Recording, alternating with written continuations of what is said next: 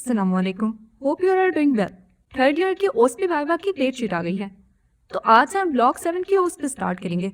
आज है फार्मा के प्रैक्टिकल्स। सबसे पहले है preparation of ivy fluids. Ivy fluids की प्रिपरेशन के अंदर दो चीजें याद रखनी है, एक तो नॉर्मल सलाइन, इसकी कंसंट्रेशन कितनी होती है, और एक डेक्सट्रोज की। जो नॉर्मल सलाइन होता है उसकी नॉर्मल कंसंट्रेशन होती है 0.9 ग्राम पर 100 मिलीलीटर। 100 मिलीलीटर के हिसाब से याद रखें, बाकी खुद कैलकुलेट कर लेंगे। और अब यहाँ पे डिफरेंट वैल्यूज दी हुई हैं। अगर हाफ नॉर्मल सलाइन होगा, नॉर्मल सलाइन 0.9 है तो उसका हाफ कितना होगा, 0.45 होगा। फिर आ जाता है 5% डेक्सट्रोज वाटर। अगर कहीं लिखा हो 5% डेक्सट्रोज वाटर तो उसका मतलब है 5 ग्राम डेक्सट्रोज वाटर। और अगर 10% लिखा हो तो 10 ग्राम डेक्सट्रोज वाटर। अगर दोनों चीजें इकट्ठी आ जाएं, यानी कि 10% डेक्सट्रोज और साथ में सलाइन, 10% डेक्सट्रोज का मतलब तो 10 ग्राम डेक्सट्रोज ही है, लेकिन यहाँ पे सलाइन के साथ कुछ नहीं लिखा हुआ, तो इसका मतलब है कि ये नॉर्मल सलाइन ही है 0.9 ग्राम। तो ये बनेगा 10 ग्राम डेक्सट्रोज प्लस 0.9 ग्राम सलाइन। फिर अगर आ जाएगी 5% डेक्सट्रोज और हाफ नॉर्मल सलाइन। 5% डेक्सट्रोज का मतलब यही हो गया 5 ग्राम डेक्सट्रोज, और हाफ नॉर्मल सलाइन कितना हुआ 0.9। अगर फुल है तो हाफ उसका कितना हुआ 0.45 ग्राम। तो 5 ग्राम डेक्सट्रोज प्लस 0.45 ग्राम सलाइन। अब हम इसकी कुछ एग्जांपल्स कर लेते हैं ताकि क्लियर हो जाए। जैसे अगर ये आए कि प्रिपेयर करें 300 मिलीलीटर अब 5% डेक्सट्रोज वाटर। हमने अभी पढ़ा कि 100 मिलीलीटर के अंदर 5 ग्राम डेक्सट्रोज वाटर होता है। 300 मिलीलीटर के अंदर क्या होगा, सिंपल सी मैथ है। अगर 100 में 5 ग्राम है तो 300 में 5 मल्टीप्लाई 3 यानी कि 15 ग्राम डेक्सट्रोज वाटर होगा। फिर अगर 600 मिलीलीटर अब 25% डेक्सट्रोज वाटर आ जाए। 25% डेक्सट्रोज वाटर का क्या मतलब है कि 100 मिलीलीटर के अंदर 25 ग्राम डेक्सट्रोज वाटर है। जब 100 में 25 है तो 600 मिलीलीटर में कितना होगा, 6 मल्टीप्लाई 25 यानी कि 150 ग्राम डेक्सट्रोज वाटर। फिर आ जाता है 200 millilitre of normal saline. Normal saline की कितनी कंसंट्रेशन थी, 0.9 ग्राम, लेकिन ये 100 मिलीलीटर में थी। अगर 200 मिलीलीटर में होगी तो इसको बस 2 से मल्टीप्लाई कर देंगे, 0.9 मल्टीप्लाई 2 1.8 ग्राम बन जाएगा। ये सिंपल सी मैथ है। और अगर आ जाए 500 मिलीलीटर ऑफ 5% डेक्सट्रोज सलाइन। अब आपने ये ध्यान रखना कि खाली डेक्सट्रोज है, खाली सलाइन है, डेक्सट्रोज और सलाइन दोनों है। तो 100 मिलीलीटर के अंदर 5% डेक्सट्रोज का मतलब है 5 ग्राम डेक्सट्रोज और सलाइन का मतलब है 0.9 ग्राम सलाइन। तो 500 मिलीलीटर में क्या होगा, दोनों को अलग अलग 5 से मल्टीप्लाई करेंगे। 5 मल्टीप्लाई 5 यानी कि 25 ग्राम और 0.9 मल्टीप्लाई 5 यानी कि 4.5 ग्राम्स। फिर क्या होता है, प्रिपेयर करें 400 millilitre of 5% dextrose water with half normal saline. अब ये ध्यान रखना है, वहां पर तो बस 4 मिनटों की जल्दी जल्दी करना होगा, इसलिए ध्यान से स्टेटमेंट पढ़नी है। तो हमें पता है कि 100 मिलीलीटर के अंदर 5% डेक्सट्रोज का मतलब है 5 ग्राम डेक्सट्रोज और हाफ नॉर्मल सलाइन का मतलब क्या है, 0.45 सलाइन। तो 400 मिलीलीटर के अंदर कितनी होगी, 5 को 4 से मल्टीप्लाई कर देंगे, ये बन गया 20 ग्राम डेक्सट्रोज, और 0.45 को भी 4 से मल्टीप्लाई कर देंगे, ये बन गया 1.8 ग्राम सलाइन। अब ये वाला थोड़ा ट्रिकी क्वेश्चन है। Prepare 700 millilitre of 5% dextrose water with 1/5 normal saline. अब ये तो आसान है, 100 मिलीलीटर के अंदर 5% डेक्सट्रोज वाटर का मतलब है 5 ग्राम डेक्सट्रोज वाटर होगा, लेकिन 1/5 नॉर्मल सलाइन कैसे कैलकुलेट करें, ये भी इजी है। 1/5 को हमने मल्टीप्लाई कर देंगे नॉर्मल सलाइन की कंसंट्रेशन से, यानी कि 1/5 मल्टीप्लाई 0.9, तो ये बनेगा 0.18। जब ये बन गया तो हमने कितना पूछा हुआ, 700 मिलीलीटर, तो इसको हम 7 से मल्टीप्लाई कर देंगे। 5 को 7 से मल्टीप्लाई करेंगे तो ये बनेगा 25 ग्राम, और अगर हम 7 को 0.18 से मल्टीप्लाई करेंगे तो ये बनेगा 1.26 ग्राम सलाइन। And that's it. फिर आ जाती है रेट ऑफ इन्फ्यूजन। अगर हमने चेक करना हो आईवी ड्रिप तो कैसे चेक करेंगे, इसके लिए 3 तरह के फार्मूले हैं। एक तो है based on specific doses to be infused per minute, एक है specific doses per kilogram of the body weight और volume of the fluid to be infused. अगर डोजेज पर मिनट पूछी होगी तो हमने ये फार्मूला लगाना है। अगर doses per kilogram of the body wait पूछी होगी पर मिनट तो हमने ये फार्मूला लगाना है। अगर वॉल्यूम पूछा होगा तो हमने ये फार्मूला लगाना है। इसमें बस फार्मूले याद कर लें, जिस तरह की स्टेटमेंट आएगी वैसा सा लिख देंगे। जैसे कि अगर स्पेसिफिक डोजेज पूछी हो पर मिनट तो ड्रॉप पर मिनट, डोजेज पर minute multiply drop factor divided by concentration of medication in millilitre. ये ड्रॉप फैक्टर क्या होता है, नंबर ऑफ ड्रॉप्स होते हैं इन मिलीलीटर। इनकी वैल्यू मैं स्क्रीन पर शो कर दूंगी। फिर अगर स्पेसिफिक डोजेस पर किलोग्राम पूछी हो, अब वेट भी दिया हुआ है, तो हमने क्या करना है, डोजेस पर मिनट, वैसे ही ड्रॉप फैक्टर भी वैसे ही आएगा, लेकिन साथ में वेट आ जाएगा divided by concentration of medication. ये दोनों फार्मूला एक जैसे ही है, बस इसमें वेट आ गया है। और इधर वॉल्यूम पूछा होगा, तो volume multiply drop factor divided by time in minutes होगा, एंड दैट्स इट। अब आ जाते हैं पीरियोडिक डोज की कैलकुलेशन। तो इसके लिए हमारे पास दो फार्मूले हैं, एक यंग्स रूल है और एक क्लॉक्स रूल है। अगर एज दी होगी तो यंग्स रूल, अगर वेट दिया होगा तो क्लॉक रूल, और अगर दोनों दिए होंगे तो क्लॉक्स रूल लगेगा, क्योंकि ये ज्यादा ऑथेंटिक है। सबसे पहले देखते हैं हम यंग्स रूल को। यंग्स रूल का फार्मूला है adult dose multiply age divided by age plus 12। इनके क्वेश्चंस के अंदर हमें एडल्ट डोज दी होगी, एज भी दी होगी, हमने बस फार्मूला लगाना है और कैलकुलेट कर देनी है डोज। जैसे कि ये देखें, calculate dose of paracetamol of 8 years old child, अगर एडल्ट डोज 325 से 500 मिलीग्राम हो। अब यहाँ पे रेंज दे दिया, तो जो रेंज की मिनिमम और मैक्सिमम दोनों वैल्यूज होंगे ना, दोनों के लिए हमने अलग अलग फार्मूला लगा के कैलकुलेट करना है। फिर हमारे पास डोज की भी रेंज आ जाएगी। जैसे फॉर 325 मिलीग्राम ये मिनिमम वैल्यू थी डोज की, यंग्स रूल इक्वल होगा, एडल्ट डोज की जगह 325 डाल दिया, एज की जगह 8 years था हमारे पास, डिवाइडेड बाय 8 प्लस 12, 8 प्लस 12 20 हो गया, ऊपर वाले को भी मल्टीप्लाई करी तो इसका आंसर आ जाता है 130 मिलीग्राम। और फिर हमने 500 मिलीग्राम के लिए भी ऐसे ही कैलकुलेट कर लेनी है, और ये आ जाएगा 200 मिलीग्राम। तो हमारे पास रेंज क्या आ गई, 130 से 200 मिलीग्राम। फिर एक और क्वेश्चन देखिए, child on 2 year old suffering from otitis media and receive Augmentin, adult dose कितनी है, 625 मिलीग्राम। यहाँ पर हमने कंफ्यूज किया है, उन्होंने कहा है कि it contain 500 milligram amoxicillin and clavulanic acid 125 milligram. अगर किसी को ना पता हो तो 500 और 125 के अलग अलग कैलकुलेट कर लेगा, लेकिन ऐसे नहीं करना, हमने एडल्ट डोज 625 जो टोटल है वो लेनी है और फॉर्मूले में पुट करनी है। तो ये क्या हो गया, 625 मल्टीप्लाई 2 डिवाइडेड बाय 2 प्लस 12, यानी कि एज प्लस 12, और इसका आंसर आ जाएगा 89.2 मिलीग्राम टीडीएस, यानी कि 3 टाइम अ डे, क्योंकि उन्होंने एडल्ट डोज भी टीडीएस में दी थी, यानी 3 टाइम अ डे में दी थी। फिर आ जाता है क्लॉक्स रूल। क्लॉक्स रूल में हमें वेट दिया होगा, एडल्ट डोज दी होगी, वेट दिया होगा। अब वेट दो तरह से हो सकता है, या तो केजी में होगा या पॉन्ड्स में होगा। अगर केजीज में होगा तो फार्मूला ये होगा, adult dose multiply weight kgs में डिवाइडेड बाय 70। और अगर हमें एलबीज के अंदर या पॉन्ड्स के अंदर दिया होगा तो adult dose multiply weight in lbs divided by 150। ये याद रखना है कि अगर केजी में होगा तो नीचे 70 है, और अगर एलबीज में होगा तो नीचे 150 है। अब देखिए इसकी एग्जाम्पल, चाइल्ड वेइंग 10 किलोग्राम, जहां पे भी वेट आ गया आपने क्लिक कर जाना है कि यहाँ पर हमने क्लॉक्स फार्मूला लगाना है। Receiving anti emetic drugs, adult dose कितनी है 10, कैलकुलेट करनी है इंट्रामस्कुलर डोज, तो क्लॉक्स रूल क्या होगा, adult dose multiply age divided by 70, क्योंकि किलोग्राम में दिया हुआ था, तो ये बन जाएगा 1.42 मिलीग्राम। फिर child weighing 14 kilogram is complaining of oesophageal reflux, how much domperidone is useful, adult dose इसकी है 10 से 20 मिलीग्राम। अब यहाँ पर रेंज आ गई तो हमने 4 डोज में भी रेंज कैलकुलेट करनी है। Clocks rule multiply adult dose weight divided by 70। अब वेट कितना है 14 किलोग्राम, मल्टीप्लाई एडल्ट डोज कितनी है 10 डिवाइडेड बाय 70 करेंगे, क्योंकि केजी के अंदर वेट दिया हुआ है, और ये आ जाएगा 2 मिलीग्राम। इसी तरह हमने 20 भी पुट करके देख लेना है एडल्ट डोज में, तो ये आ जाएगा 4, तो हमारे पास एज क्या आ गई 2 to 4 मिलीग्राम। अगर क्वेश्चन ऐसे है, child of 1 year weighing 8 kilogram with complaints of fever and cough, the dose prescribe 125 milligram per 5 millilitre, recommended dose कितनी है 7.5 मिलीग्राम पर केजी पर डोज। अब इसकी डोज कैलकुलेट करें। अब जिन क्वेश्चन में हमें रिकमेंडेड डोज प्रिस्क्राइब डोज दे दी तो हमने उसमें वेट बेस्ड फार्मूला लगाना है, यानी कि डोज इक्वल होगी वेट के मल्टीप्लाई रिकमेंडेड डोज के, क्योंकि जो रिकमेंडेड डोज थी वो कितनी थी 7.5 मिलीग्राम पर केजी था, तो इसका वेट कितना है 8 केजी, तो 7.5 को मल्टीप्लाई करेंगे 8 से, यानी कि 60 मिलीग्राम आ जाएगा।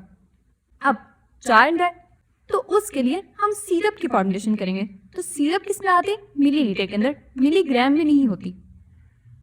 तो अब हम इसकी कन्वर्जन करेंगे। Volume to be given is equal to required dose divided by available dose multiply available volume. Required dose हमारे पास कितनी थी? 60 जो अभी आई है, और अवेलेबल डोज कितनी है? 125 मिलीग्राम, और उसका वॉल्यूम कितना है? 5 मिलीलीटर। मिलीलीटर वॉल्यूम का यूनिट होता है। तो हम इसमें पुट करेंगे और ये आ जाएगा 2.4 मिलीलीटर। तो डोज कितनी बनी? 60 मिलीग्राम बीबी, यानी कि twice a day. 2.5 millilitre suspension BB, यानी twice a day. And that's it. अब है हमारे पास mean, median, mode, standard deviation, standard error mean. ये हमने क्लास 10 में पढ़ा था, चैप्टर नंबर 6 में। मीन जो होता है वो फ्रीक्वेंटली अकरिंग नंबर होता है। हमें ये क्वेश्चंस कैसे आएंगे? हमें ऐसे करके वैल्यूज दी होंगी, ढेर सारी वैल्यूज दी होंगी। अब हमने इसमें से मीन निकालना है, मीडियन और रेंज निकालनी है, या स्टैंडर्ड डेविएशन कैलकुलेट करनी है, या स्टैंडर्ड एरर मीन कैलकुलेट करना है। एलओस में यही 5 चीजें हैं। तो मीन क्या होगा? फ्रीक्वेंटली अकरिंग नंबर, यानी कि जो बार बार रिपीट हो रहा है। अब इस स्टेटमेंट में देखें क्या बार बार रिपीट हो रहा है? 120 बार बार आया है, यानी कि 4 बार आया 120, बाकी सब इससे कम बार आए। तो ये होगा हमारे पास मीन। और मीडियन कैसे कैलकुलेट करते हैं? इन सारे नंबर्स के अंदर से जो 2 मिडिल नंबर्स होंगे उनका हम एवरेज ले लेंगे। अगर ये इवन है, इवन नंबर्स हैं, जैसे 1 2 3 4 5 6 7 8 9 और 10, ये 10 नंबर्स हैं, तो इसमें से 2 नंबर मिडिल में आएंगे। लेकिन अगर कोई और नंबर होगा तो उसमें एक ही मिडिल में आएगा। तो जो मिडिल में आएगा वो मीडियन होगा, फिर उसने एवरेज नहीं लेना होगा। यहाँ पे और नंबर है तो इसलिए एवरेज लिया है। यहाँ पे नंबर जो मिडिल में बनते हैं वो 115 और 120 है। तो 115 प्लस 120 एवरेज कैसे लेते हैं? 2 से डिवाइड करते, तो ये आ गया 117.5। फिर है रेंज। रेंज होती है मैक्सिमम माइनस मिनिमम वैल्यू, यानी कि हाईएस्ट माइनस लोएस्ट वैल्यू। तो हाईएस्ट यहाँ पे क्या है? 125 और लोएस्ट क्या है? 105। तो इनको माइनस कर देंगे, 20 आ जाएगा। है ना इजी? अब है स्टैंडर्ड डेविएशन। ये भी बहुत इजी है। पहले हम इसका फॉर्मूला देख लेते हैं। स्टैंडर्ड डेविएशन का फॉर्मूला है under root sigma x minus x bar divided by n square. तो हमें क्या क्या चाहिए इस फॉर्मूले के लिए? एक्स, एक्स बार चाहिए और एन चाहिए। सिग्मा का मतलब होता है सबको प्लस। तो एक्स हमें इन्होंने दिया होगा, जैसे ये वैल्यूज दी है, तो ये हम पुट करेंगे एक्स की लाइन में। फिर एक्स बार, ये कैसे कैलकुलेट करेंगे? एक्स बार को कैलकुलेट करने के लिए इन सब को प्लस करना है, sum of all the numbers divided by total numbers. तो जब इन सबको प्लस किया और इनके टोटल नंबर यानी 8 से डिवाइड किया तो ये आई हमारे पास वैल्यू 69.5। हमें फॉर्मूले के अंदर एक्स और एक्स बार को अलग अलग नहीं पुट करना, इनका माइनस लेके स्क्वायर पुट करना है। तो हम क्या करेंगे? एक ऐसा सा टेबल बना लेंगे।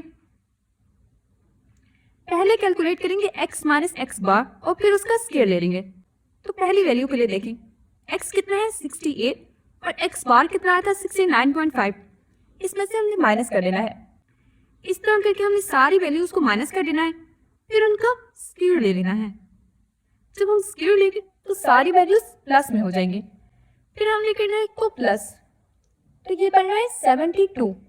आप खुद भी करके देख लीजिएगा, ये पास पेपर का क्वेश्चन था। अब हम इसको फॉर्मूले में पुट करेंगे। तो स्टैंडर्ड डेविएशन है equal under root 72 divided by total numbers कितने थे? 8। तो जब इसका अंडर रूट लिया हमारे पास वैल्यू आ गई 3। अब है standard error mean. Standard error mean का फॉर्मूला होता है standard deviation divided by under root n। Standard deviation कितनी आई थी? 3। n कितना है? 8। तो अंडर रूट n हुआ 2.828। इसको जब 3 से डिवाइड करेंगे तो अप्रोक्सीमेटली वैल्यू आएगी 1.06। ये था स्टैंडर्ड एरर मीन। अब हमारे पास फार्मास्यूटिकल प्रिपरेशंस। इनमें सबसे पहले है कार्बोनेटिव मिक्सचर प्रिपरेशन। इनमें हमने कंपोजिशन याद रखनी होगी, जितनी भी प्रिपरेशन है उनमें कंपोजिशन याद रखनी होगी। तो कार्बोनेटिव मिक्सचर की कंपोजिशन क्या होती है?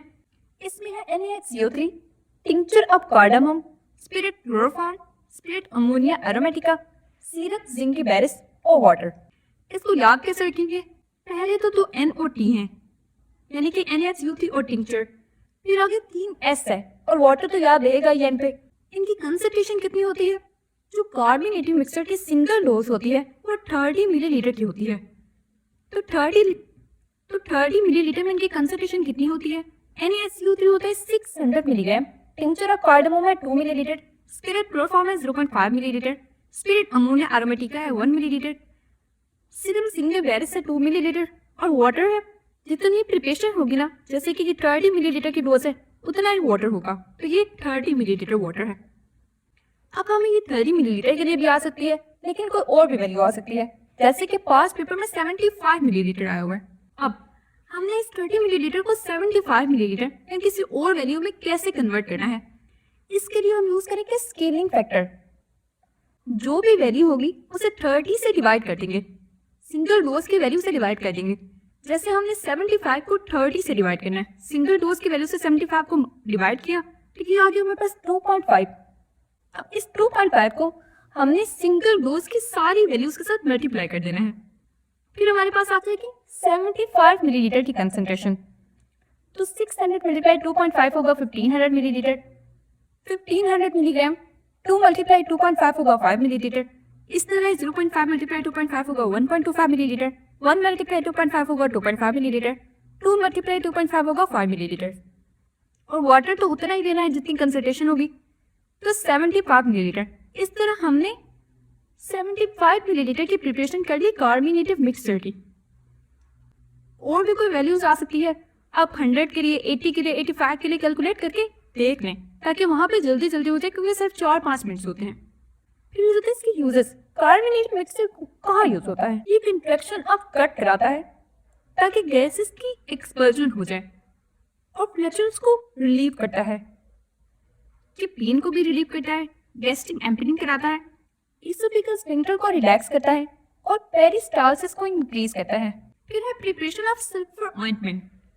सल्फर ऑइंटमेंट के लिए सिर्फ दो चीजें हैं, एक तो है सल्फर पाउडर और एक है सॉफ्ट पैराफिन।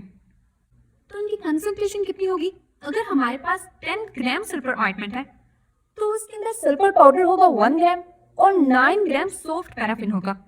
यानी कि जितनी भी कंसंट्रेशन दी हो, इसके अंदर से 10% सल्फर पाउडर होगा सिर्फ, और 90% सॉफ्ट पैराफिन होगा। अगर हमारे पास 100 ग्राम हो तो सल्फर पाउडर कितना हुआ? 10 ग्राम, और सॉफ्ट पैराफिन कितनी हुई? 90 ग्राम। लेकिन हमसे उन्होंने डिफरेंट वैल्यूज पूछनी है, जैसे कि फॉर एग्जांपल फॉर 75 ग्राम कोई और वैल्यू कैलकुलेट करने के लिए सिर्फ 100 ग्राम वाले को याद रखें। सल्फर पाउडर कितना था? 10 ग्राम, और सॉफ्ट पैराफिन कितनी थी? 90 ग्राम। अब अगर कोई भी वैल्यू आ जाए तो क्या करना है? सल्फर पाउडर का जो 10 है ना, 10 को 100 से डिवाइड करेंगे, 90 को भी 100 से डिवाइड करेंगे और मल्टीप्लाई कर देंगे उस वैल्यू के साथ जो उन्होंने कैलकुलेट करने के लिए कहा था। जैसे देखें, 10 डिवाइडेड बाय 100 मल्टीप्लाई 75 और 90 डिवाइड बाय 100 मल्टीप्लाई 75, तो जो वैल्यू आएगी वो हमारे पास उसकी कंसंट्रेशन होगी। फॉर एग्जाम्पल अगर 20 ग्राम के लिए आ जाए तो क्या करेंगे? तो भी 10 को 100 से डिवाइड करेंगे, साथ में उस वैल्यू के साथ मल्टीप्लाई कर देंगे जो उन्होंने पूछी हुई है, तो 2 ग्राम आ जाएगा। 90 डिवाइडेड बाय 100 करेंगे, मल्टीप्लाई 20 आ जाएगा, तो 18 ग्राम आ जाएगा। पास्ट पेपर में क्वेश्चन आया है 12 ग्राम का, तो वो भी ऐसे ही होगा। 10 divided by 100 multiply 12, 90 divided by 100 multiply 12, तो जो वैल्यू आएगी वो हमारे पास कंसंट्रेशन होगी सल्फर ऑइंटमेंट की। ये यूज कहाँ होता है? सल्फर ऑइंटमेंट टॉपिकली हम यूज करते हैं, यानी कि स्किन के ऊपर लगाते हैं। कौन सी डिजीज के अंदर? स्केबीज में। ये इन्फेस्टेशन है टीनी मार्स, छोटे छोटे मार्स होती हैं जो स्किन के ऊपर आती हैं और इसकी वजह से इन्फेक्शन होता है, रैशेस वगैरह होते हैं। इजिमा इच्ची रेड स्किन होती है। सेबोरिक डर्माटाइटिस है। सेबोरिक डर्माटाइटिस उन एरियाज पे अफेक्ट करेगी जहां पर स्पीशीज ग्लैंड ज्यादा होते हैं। फिर है प्रिपरेशन ऑफ ओआरएस। ये सबसे इंपॉर्टेंट है, बार बार पास पेपर में आया हुआ है, ये लाजमी याद रखना है। इसके इंग्रेडिएंट्स क्या होते हैं? NaCl, sodium bicarbonate, KCl, glucose और क्लीन वाटर होता है। NaCl की कंसंट्रेशन 100 मिलीलीटर के अंदर कितनी है? यानी कि 1 लीटर के लिए। ज्यादा क्वेश्चंस में 1 लीटर के लिए पूछे हुए, तो 1 लीटर की कंसंट्रेशन ही बस हमें याद रखनी पड़ेगी। NaCl कितना है? 3.5, सोडियम बाइकार्बोनेट 2.5, KCl 1.5, ग्लूकोज 20 और क्लीन वाटर तो उतना ही होगा जितनी कंसंट्रेशन हमने प्रिपेयर करनी है, जैसे कि 1 लीटर या 1000 मिलीलीटर। ये आसान है ना, 3.5 से 2.5 फिर 1.5 फिर 20। और अगर परसेंटेज में आ जाए, एक पास पेपर में परसेंटेज में आई है तो इसको परसेंटेज में लिख देंगे। 3.5 बन जाएगा 0.35, 2.5 बन जाएगा 0.25, 1.5 बन जाएगा 0.15 और 20 बन जाएगा 2%। तो ये है ORS की प्रिपरेशन। ये तो वो है जो हमें फार्मेसी वगैरह से मिलता है, लेकिन अगर हमने घर में प्रिपेयर करना हो तो कैसे करेंगे? तो उसके लिए हम लेंगे 1 लीटर क्लीन वाटर, उसके अंदर 6 टीस्पून शुगर डालेंगे और हाफ टीस्पून साल्ट डालेंगे। तो इस तरह हमारा ORS प्रिपेयर हो जाएगा। अब है इंस्ट्रक्शंस ORS को लेने की। जाहिर सी बात है, बंदे को पहले वॉमिटिंग, डायरिया, डिहाइड्रेशन वगैरह है। क्लीन वाटर नहीं यूज करेगा तो और कंडीशन खराब होगी, इसलिए क्लीन वाटर यूज करना है। स्मॉल फ्रीक्वेंट सिप्स के अंदर लेना है, किसी और फ्रूट के साथ मिक्स नहीं करना और फ्रेश सोल्यूशन डेली प्रिपेयर करना है। अगर घर में प्रिपेयर करें, अगर रेडीमेड ले रहे हैं तो फिर तो ठीक है। फिर है preparation of APC powder. APC powder क्या है? ए से एस्क्रीम, पी से पैरासिटामोल और कैफीन। इसका क्वेश्चन आया हुआ था 4 डोजेस के लिए। पहले हमें सिंगल डोज का पता होना चाहिए, फिर कोई भी डोज आए तो हम उसको मल्टीप्लाई करके कैलकुलेट कर लेंगे। एस्पिरिन कितना होता है सिंगल डोज में? 300 milligram, paracetamol 500 milligram, caffeine 30 milligram. और अगर हम इसको 4 डोजेस में कन्वर्ट करें तो हम इस सारी वैल्यूज को 4 से मल्टीप्लाई कर देंगे। 3 4 are 12, 4 4 are 20, 3 4 are 12। फिर है preparation of KMNO4 lotion. How much KMNO4 is required to prepare 50 milliliter of 0.01% KMNO4? कितना हमें KMNO4 चाहिए अगर हमने प्रिपेयर करना हो 50 मिलीलीटर 0.01% का KMNO4 का? इसमें 4 चीजें होती हैं, C1 V1 C2 V2। इसका फॉर्मूला भी है C1 V1 equal to C2 V2। C1 क्या होती है? Concentration of stock solution. तो जो कंसंट्रेशन है स्टॉक सोल्यूशन की, अगर हमें क्वेश्चन में ना दी हो, जैसे कि इस क्वेश्चन में नहीं दी हुई, तो वो हमने सपोज कर लेना है कि वो 1 ग्राम है 100 मिलीलीटर के अंदर। तो सपोज कर दी 1 ग्राम इन 100 मिलीलीटर। वॉल्यूम हमने फाइंड करना है। How much KMNO4 is required, यानी कि वॉल्यूम स्टॉक सोल्यूशन का हमने फाइंड करना है। कंसंट्रेशन ऑफ रिक्वायर्ड सोल्यूशन, कितनी कंसंट्रेशन दी हुई है? 0.01। क्योंकि यहाँ पे 0.1 था, मैंने गलती से 0.01 लिख दिया, यहाँ पे 0.1। तो 0.1% है, यानी कि 0.1 ग्राम 100 मिलीलीटर के अंदर। और रिक्वायर्ड सोल्यूशन कितना है? 50 मिलीलीटर। तो हम इसको फॉर्मूले में पुट करेंगे और आंसर आ जाएगा। जैसे कि C1 V1 C2 V2। V1 हमने फाइंड करना है, इसको यहाँ ही रहने देंगे। C1 यहाँ पे मल्टीप्लाई हो रहा है तो यहाँ आके डिवाइड हो जाएगा। C2 कितना था? 0.1। V2 कितना है? 50 डिवाइडेड बाय 1, 5 मिलीलीटर। तो हमने 50 मिलीलीटर अब KMNO4 लोशन प्रिपेयर करना है, तो उसके लिए हमें 5 मिलीलीटर स्टॉक सोल्यूशन चाहिए। 5 मिलीलीटर वॉल्यूम हो स्टॉक सोल्यूशन का, ये V1 हमारे पास फाइंड हो गया। और साथ में 45 मिलीलीटर वाटर हो, क्योंकि 50 में से 5 भी तो 45 ही बचता है, जितना बचे की कंसंट्रेशन वो वाटर की होगी। तो 45 मिलीलीटर वाटर चाहिए और 5 मिलीलीटर स्टॉक सोल्यूशन चाहिए। तो ये होगी preparation 50 millilitre of KMNO4 lotion की। And that's it. अब जो प्रैक्टिकल्स एसिटाइलकोलिन, एट्रोपिन वगैरह वाले के हैं, उनकी वीडियोस देखनी थी जो अपने कॉलेज में देखी होंगी। नहीं तो यूट्यूब पे सर्च करके वीडियोस देख लें। और बाकी ड्रग्स के इफेक्ट्स वगैरह वो तो थ्योरी में कवर हो जाएंगे। अपने लिए भी दुआ करें और मेरे लिए भी। अल्लाह ताला हमें पास कर दे। आमीन। Thank you.